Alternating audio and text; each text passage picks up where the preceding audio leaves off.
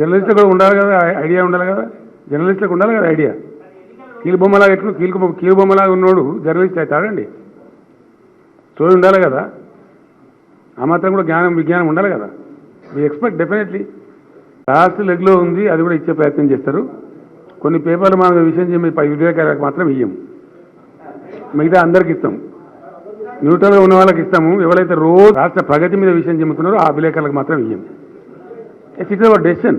పొద్దున లేస్తే మాకు వ్యతిరేక వార్త మాకంటే రాష్ట్రానికి, రాష్ట్ర ప్రగతిని విఘాతం కలిగించే శక్తులకు ఎందుకు ఇస్తామండి? ఎందుకు ఇవ్వాలి? పాలు పోసి పామును పెంచలేం కదా. ఏమంటారు?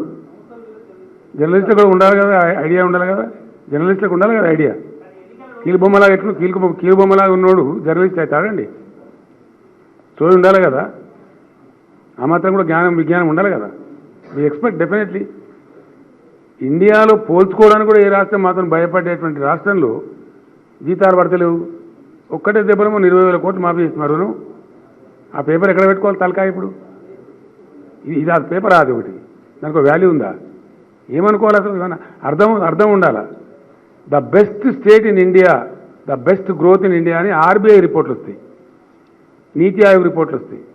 పార్లమెంటులో మంత్రులు, కేంద్ర మంత్రులు లిఖితపూర్వక సమాధానాలు ఇస్తారు. అయినా కూడా మేము ఒకటే ఇక రొడ్డ కొట్టుడు కొడతాం, మా ఇష్టం మీద రాస్తామండి. అదేం పేపర్ అండి? దిక్కుమాల పేపర్. మీరందరూ, మీకు కూడా సిగ్గు అనిపిస్తుంది, బాధ అనిపిస్తుంది, విల్ ఫీల్ షేమ్. ఎవరికన్నా విజేత ఉన్న అందరూ కూడా సిగ్గు అనిపిస్తుంది అది చూస్తే. ఇదేం దిక్కుమాల పని. పొద్దున్న లేసి ఉంటుంది అట్లా చేయొచ్చాను. అట్లా అది జర్నలిజం అవుతుందండి. నేను గతంలో చెప్పిన, ఈ రాష్ట్రంలో ఉద్యమం జరిగేటప్పుడు చెప్పిన కొన్ని కులపత్రికలున్నాయి, కొన్ని గులపత్రికలున్నాయి. పోయినసారి చెప్పి మీరు నవ్వుతున్నారు. ఇలా న్యూస్ పేపర్లు ఉంటే పర్వాలేదండి. వ్యూస్ పేపర్లు ఉంటే ఎట్లా? వ్యూస్ ఛానల్స్ ఉంటే ఎట్లా? న్యూస్ ఛానల్స్ ఉండాలి కానీ. Thank you. మా పార్టీలో మీరు ఎక్స్పెక్ట్ చేసే అసంతృప్తి, యుద్ధాలు, ముష్టిఘాతాలు ఉండేవి తక్కువ ఉంటుంది. మాది బాగా హైలీ డిసిప్లైన్ పార్టీ. ఒక్కసారి మేము 115 సీట్లు ప్రకటిస్తున్నామంటే అర్థం చేసుకోవాలి మాది ఎంత డిసిప్లైన్ పార్టీ, మా దాంట్లో ఎంత గడబడి తక్కువ ఉన్నదని మీకు అర్థమవుతుంది. ఎక్కడో 1-2 చోట్ల ఉంటే కొన్ని భూతార్థాలు పెట్టి చూపించేటువంటి ఛానల్ ఉన్నాయి ఇక్కడ, తెలుసు మాకు. అవి మేము కేర్ కూడా ఏం పట్టించుకోము. పొద్దున్న లేస్తే కావాల్సుకొని విషయం చెప్పేవాడు ఉంటే అది వానికే రివర్స్ పడుతుంది తప్ప మాకేం తేడా రాదు. ఏదండి చూద్దాం కదా, ఎవరు ఎక్కువ ఇస్తారో తెలుస్తుంది కదా. మాకు మెయిన్ రైవల్ని ఎవరిని కూడా మేము అనుకోవడం లేదు. వాస్తవంగా చెప్పానంటే 95 to 105 మధ్య మేమే గెలుస్తాం అనుకున్న రైవల్ ఏం తెచ్చిందండి?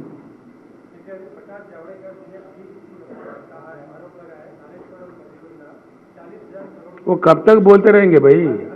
नहीं, उनको पागल समझते हम, उनको तो बिल्कुल पागल समझते हैं. कितने बार बोलेंगे वो? आरिफ रिकॉर्ड लगा कितने बार बोलते भाई? कोई काम नहीं है क्या प्रकाश जावड़ेकर को? मैं क्या बोल रहा हूँ आपको? इतना अंधा लोग है तो हम क्या करेंगे?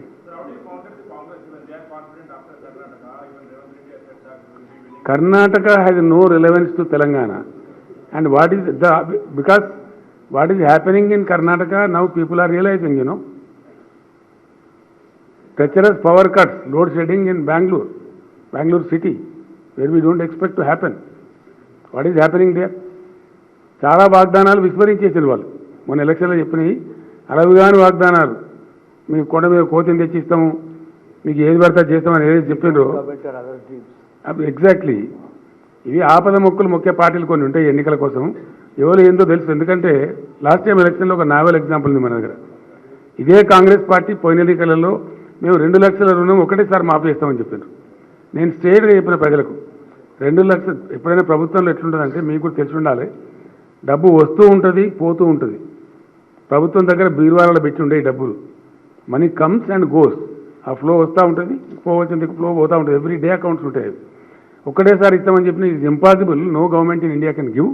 మేము 1 lakh రూపీసే మాఫీ చేస్తాం రుణము, ప్లస్ విడతల వారీగా చేస్తామని చెప్పిన కాంగ్రెస్ పార్టీని ప్రజలు నమ్మలేదు, మమ్మల్ని నమ్మింది. ఇప్పుడు కూడా అదే జరుగుతుంది. ఏంటండి 16th మాది ఉంది కదండి Simhagarjana. October 16th we're going to have a big rally in Warangal. ఆ రోజు అక్కడ మేనిఫెస్టో రిలీజ్ చేస్తాం. తినబోతు రుచి ఎందుకు నాయన? ఏంది బ్రదర్? నాకు అర్థం కాలే. పార్టీ యాంటీ పార్టీ ఎవరు పోయినా సరే, వాళ్ళు ఎంత పెద్దవాళ్ళైనా సరే, they will be scented out. 100% disciplinary action చిన్న చిన్న ఉండదు తీసి అవతల పడేస్తాం వాళ్ళ కర్మ వాళ్ళు పోతారు आप 3 सवाल पूछ चुके हैं अभी क्या पूछेंगे तो क्या करें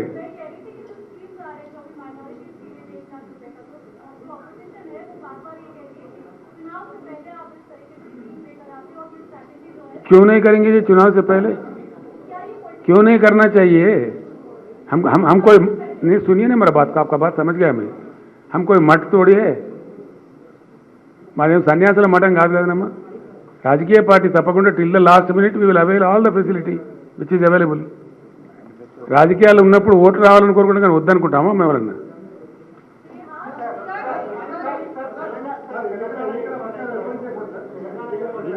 అర్థం కాలేదండి స్టార్ట్ అయ్యి ఈ రోజు స్టార్ట్ అయినట్టే కదా లెక్క ఇక లిస్ట్ రిలీజ్ చేసిన వెంటనే అయిపోయింది కదా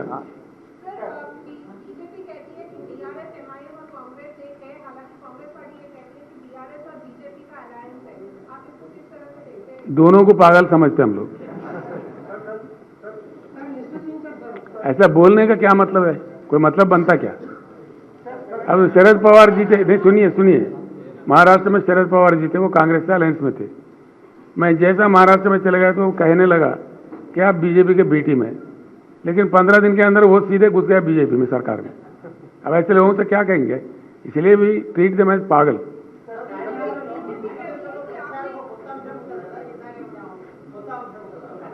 దేనిలోనండి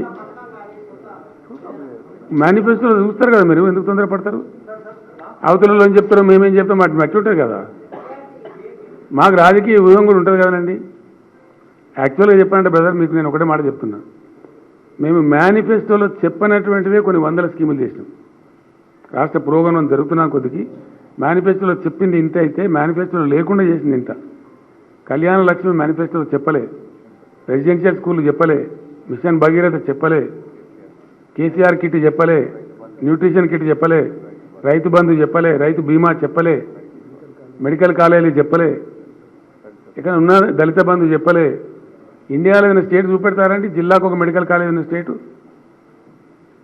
మాటల కింద మస్తు మాట్లాడచ్చు మేము కాంగ్రెస్ మేము అది ఇది ఒక్క ఛాన్స్ ఇవ్వండి అని కాంగ్రెస్ మాట్లాడతారు 50 ఏళ్ళు ఛాన్స్ ఇచ్చినాక మళ్ళీ ఒక్క ఛాన్స్ ఏంటండి 200 రూపాయల పెన్షన్ ముఖాన్ని కొట్టి వెళ్ళి 4,000 ఇస్తామంటే నమ్ముతారా మాకు చెప్పరాదు 5,000 ఇస్తామని పెద్ద ఇష్యూ ఏందండి ప్రగతి ఎజెండా ఇంకేం లేదు కొనసాగుతున్న ప్రగతిని కొనసాగించండి